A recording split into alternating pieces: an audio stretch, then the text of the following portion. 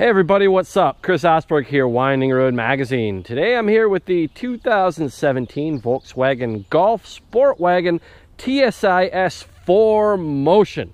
There it is. Let's break that down for a second. So, Volkswagen, yes, Golf based, meaning it's now MQB platform. That's their transversely mounted VW concerned platform used on a number of vehicles. It is the SportWagen, so it is obviously a station wagon. S is a lower end trim level. TSI is a direct injection 1.8 liter turbocharged 4-cylinder engine, 170 horsepower, 199 pound-feet of torque. And 4Motion is VW speak for all-wheel drive. And because it is the Golf or the MQB transverse platform, that means a Haldex style part-time, well, it is full-time, but it is a permanently mounted or permanently driven front axle with an electric clutch based system in the back half of the vehicle that can lock up or slip or anything in between and give you up to about a 50-50 dynamic torque distribution. So let's take a look at this thing. Now the Golf SportWagen is available in all-wheel drive variants, as it was not for the longest time in North America. Or you can step up to what is the all-track, which is kind of the tougher, more rugged off-road version, which has a slightly higher suspension setting, a little bit more ground clearance, slightly more off-road capable, kind of in the same vein of a Subaru Outback or a budget Audi Allroad, depending on how you want to look at it. But to be clear, the Golf SportWagen or the all-track is not a platform relative of the Audi A4 Allroad.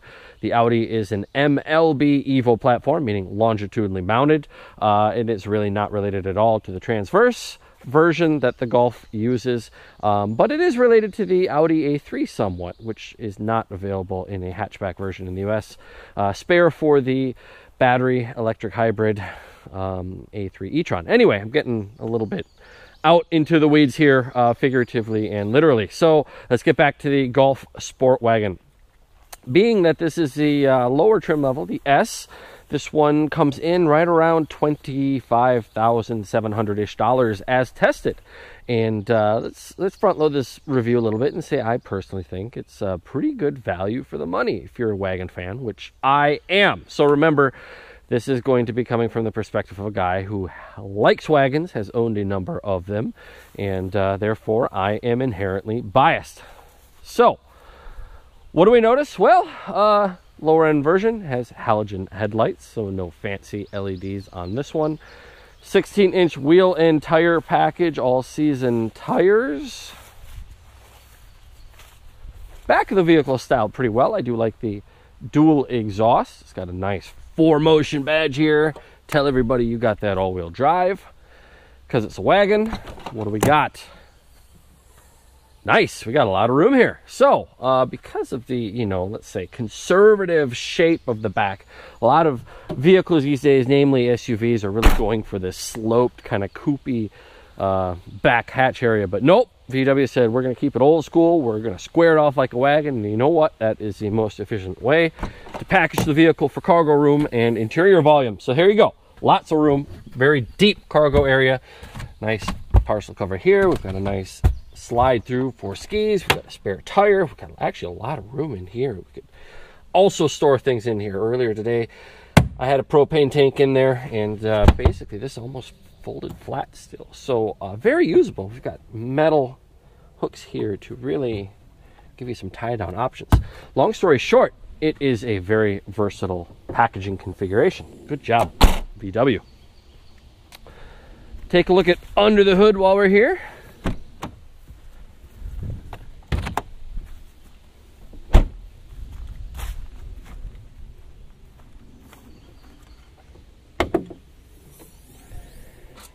There we go. All right, TSI is VW's turbocharged direct injection 1.8 liter, little turbocharger there on the hot side of the engine, plastic intake manifold on the cold side, battery right there, mounted in a nice little cover to presumably keep it warm and cold when it needs to be. Airbox, electronic control module there for the engine, easy accessibility. Oh hey, we've got a dipstick. It's good to see these days. Coolant washer fluid. All the necessities are right there when you need it, and it actually looks, you know, pretty darn serviceable. I don't see a lot of important things that are too buried in this thing. It's a rather small engine at 1.8 liters, so it seems to be got a lot of room in this engine bay to work around. So anyway, that's that. Onto the inside of the vehicle. Got these nice roof rails here, kind of a satin black. Does look pretty good. Okay, so first off, regular old key fob. This does not have a keyless entry or ignition system, so we're gonna have to keep it old school here. Go ahead and put the key in, fire it up. First off, you're greeted with the very typical VW gauge set, so super legible. I love the redundant speed in the middle there, which is also configurable with various trip computer capabilities. The tachometer and the speedometer are easy to see, very legible. And overall, you're greeted with a pretty darn nice cockpit for a $25,000 vehicle. So considering the price point, the material selection is quite good. It doesn't have a, let's say, low end, or doesn't have a, you know, it doesn't have the feeling that they've cheaped out. So everything feels rather firm, you know. The materials are not hard and rough. You know, plenty of soft touch plastics. You have very good fit and finish. Ergonomics are good, typical VW. I'd have to say this is a very pleasant place to be. No leather seats, but you know what? I'm not one of those people that says no leather, no care. I do like a well executed cloth seat, and this seems to be a pretty good one. So good steering wheel. VW always puts emphasis on the touch points of the driver, meaning you have a good ergonomic steering wheel, good materials. That's something that's going to be nice to the touch. Ah yes, DSG. It says DSG on top of the shift lever there. That's their speak for their dual clutch transmission. And if you opt for the all-wheel drive version of the SportWagen, you will also be upgraded to the dual clutch transmission versus a regular torque converter based automatic that you're going to get in the front-wheel drive variant. So I would say 2 thumbs up. I'm usually an all-wheel drive fan myself, and absolutely in most cases a fan of dual clutch transmissions. So I would have to say that would be money well spent. So HVAC system, very good. No auto mode, which would actually be kind of nice in this trim level, but we do have very easy to use knobs which can control the air temperature, the fan speed, which we have in 6 different detents here, and the blowing location, which is super simple to select here. So you just spin it around until the arrows point to where you want that air to blow, and that's what it's going to do. Heated seats, air conditioning on and off for circulation. Touchscreen infotainment system, which is pretty basic. You know, it doesn't have navigation or anything, but you've got access to your satellite radio stuff. You've got regular radio stuff. You've got media, streaming, you know, streaming audio. You've got your phone controls for your Bluetooth. And as VW has recently updated their cars with, you have Apple CarPlay, Android Auto, which is a lifesaver if you're going to get the low-end one without the nav. Personally, I think that's the way to do it. So here we go. Check that out. So we've got Apple CarPlay. So we've got navigation. We've got text message control. We've got different audio features, like what's the one I'm thinking of right now? Ah, yes, Pandora, iHeartRadio, all that good stuff at your fingertips. And you know what? The system is pretty streamlined, pretty slick, and pretty responsive. So I hate these systems that have lag and it feels like it's just bogging down and getting slow on you. The system feels pretty snappy to the touch most of the time. So let's go ahead and get back to radio there. I'm going to go ahead and disconnect my phone because we don't need it at the moment. And we're going to go ahead and go for a drive.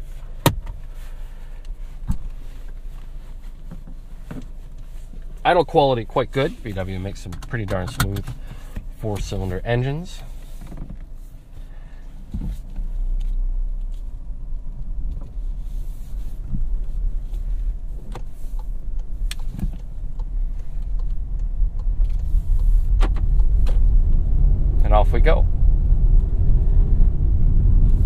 Boy, this is a torquey little thing. So on paper, 170 horsepower doesn't sound like a whole lot, but this thing has got a lot of torque, and it comes on at a very early RPM. So it's really a low pressure turbo engine designed to just deliver torque where you need it, where the real world people, you know, need the acceleration and the torque delivery. So the engine feels extremely responsive. At the top end, it can feel a little bit soft. You know, it's not a high RPM.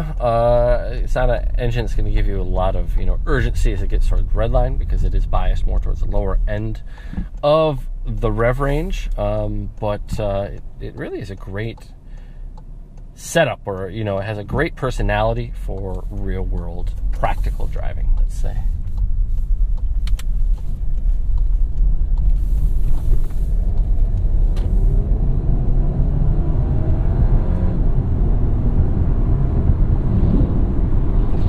And as you'd expect, the dual clutch transmission delivers very quick and responsive, snappy shifts.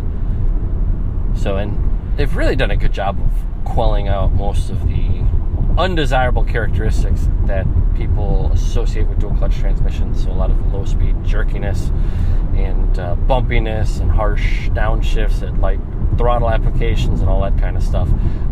It's really a smooth operating driveline. It's a well matched transmission to the engine and the power delivery, and overall I really like it.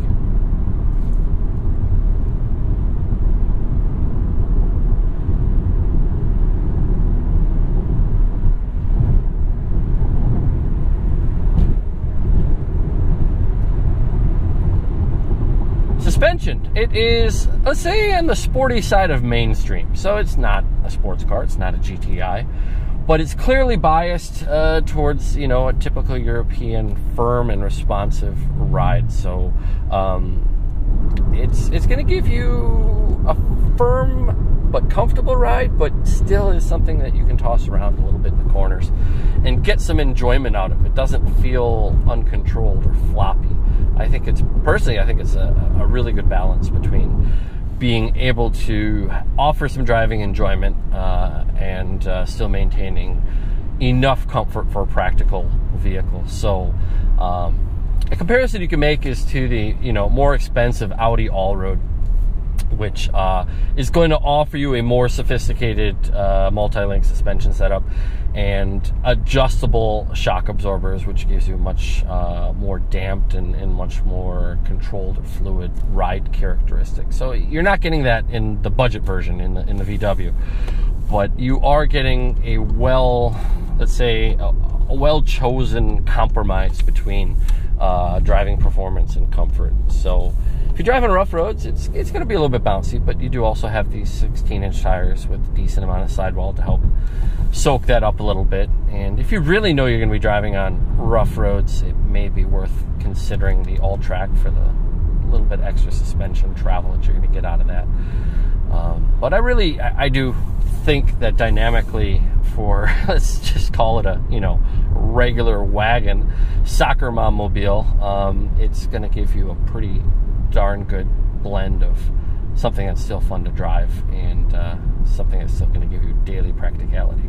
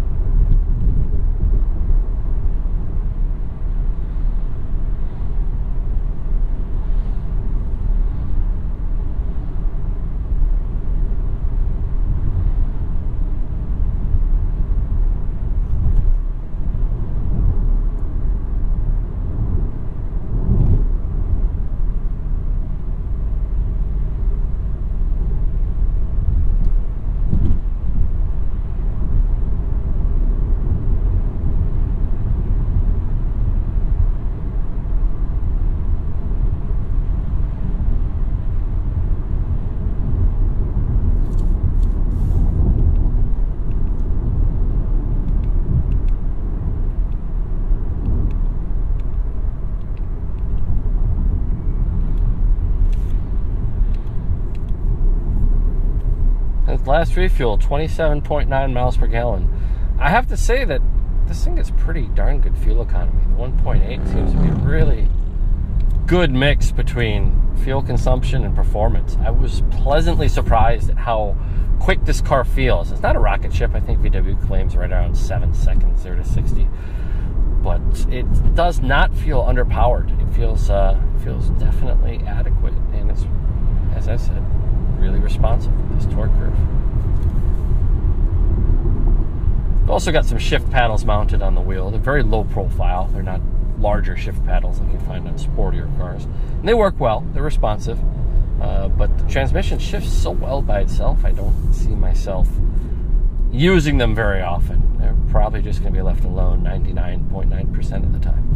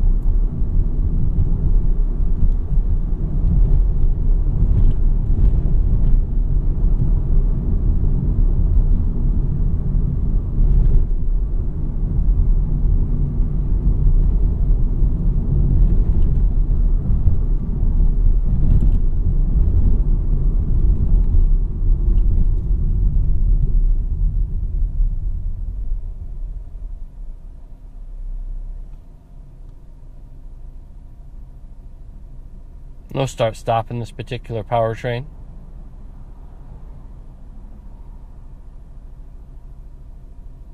Although, as I mentioned before, the refinement is quite good at idle.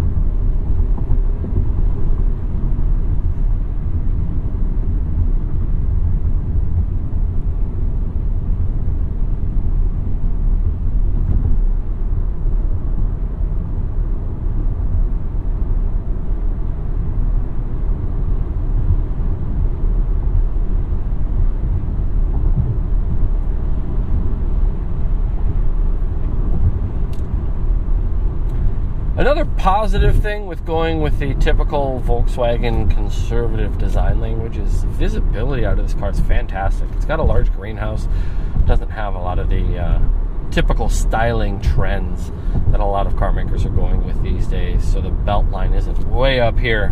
You have a really big greenhouse, and it's really easy to see out of this car. My wife says the styling is a bit dated, but you know, I don't mind it if I'm looking at a classic car like this. I think functionality is going to trump styling trends that, you know, that are at the expense of usability any day of the week.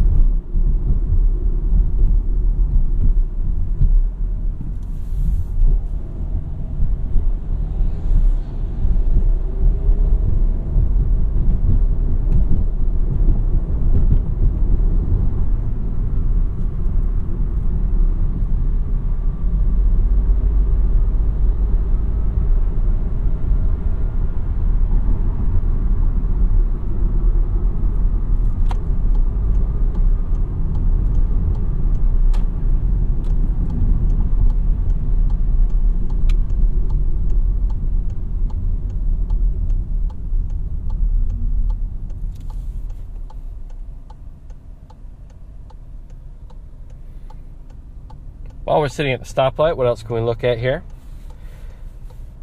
Interesting choice on piano black for the handbrake lever. Well, first off, I'm kind of happy they still give you a manual handbrake lever, which is seldom seen these days, but I don't think piano black would be my first choice in a material selection for that, because it's going to get smudged and possibly scratched. But good to see companies still giving manual controls for these features these days.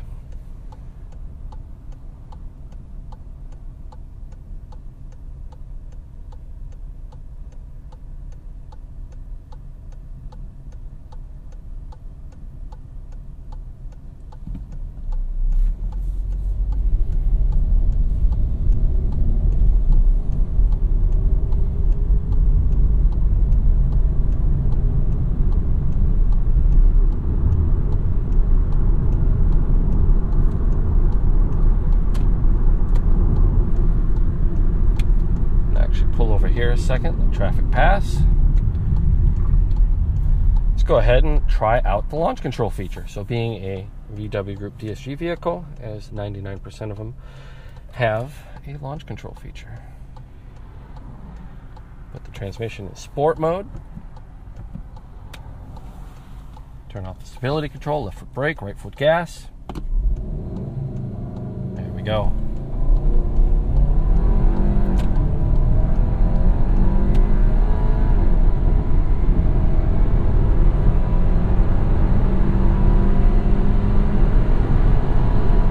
Graded with a nice shove off the line and firmed up shifts between gears.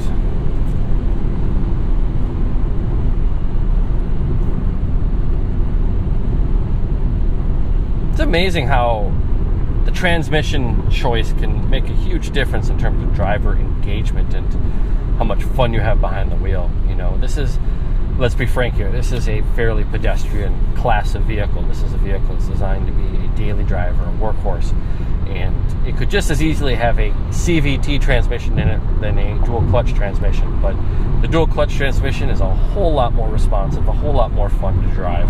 And if you're a driving enthusiast, it's something you're going to appreciate over, you know, a vehicle that has a CVT, which 99% of them sap all the enjoyment in driving, or enjoyment and fun out of driving, in my opinion. So I'm sure somebody's going to reply below and say, hey, I've got a CVT and I love it. Well, if you like it, good on you, because I think the majority of enthusiasts, for relatively, you know, fundamental reasons, don't enjoy the response of a CVT style transmission.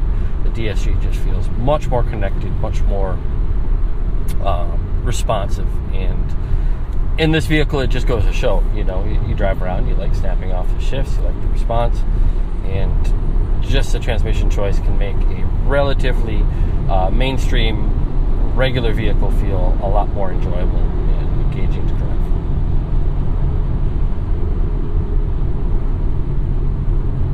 On the highway, you've got a moderate level of refinement. It's not the quietest car in the world, but it's certainly not noisy by any stretch of the imagination. Wind noise is pretty quiet. You get a little bit of tire noise. Engine is very smooth and quiet. But overall, it's something that you could definitely take out on a road trip and be comfortable with. Let's take a look at the backup camera here. You might be able to hear a slight creak when the reverse gear is engaged and the backup camera comes on. That's actually the camera extending itself. The VW logo on the back of the hatch kind of flips up and the camera drops out, and it's a cool little typical German feature that hides the camera away when you're not using it, so it doesn't get covered with dirt or get damaged or anything, so it's in a safe place. It's not a bad idea. Resolution is pretty good from the backup camera. You've got these nice lines to help line yourself up. Overall, it's a pretty decent system.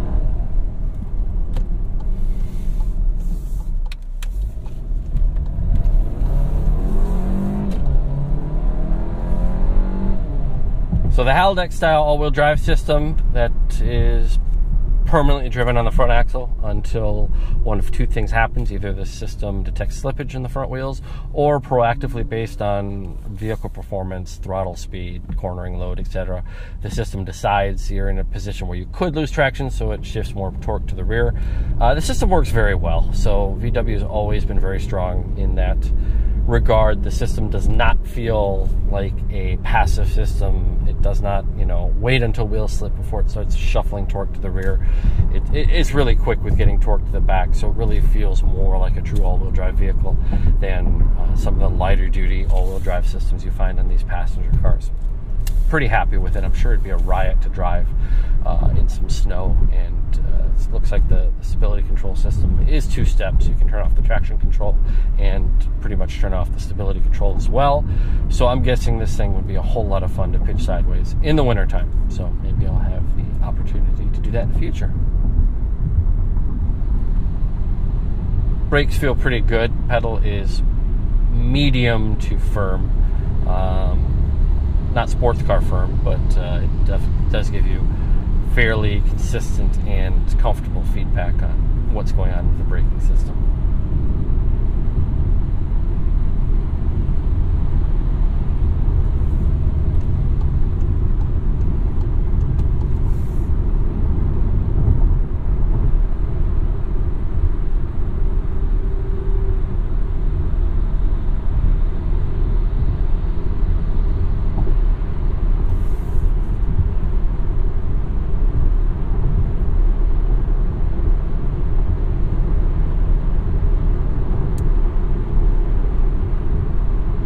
Back to that driveline responsiveness when I put my foot in it.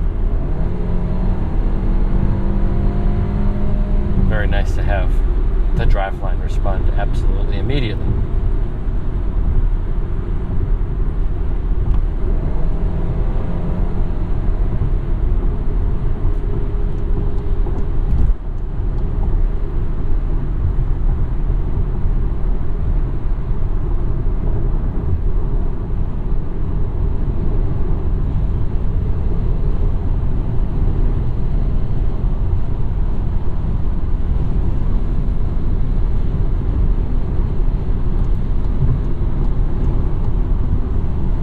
So Volkswagen try that again. So Volkswagen Golf SportWagen TSI 4Motion. What's the bottom line? Well, it's a great practical car.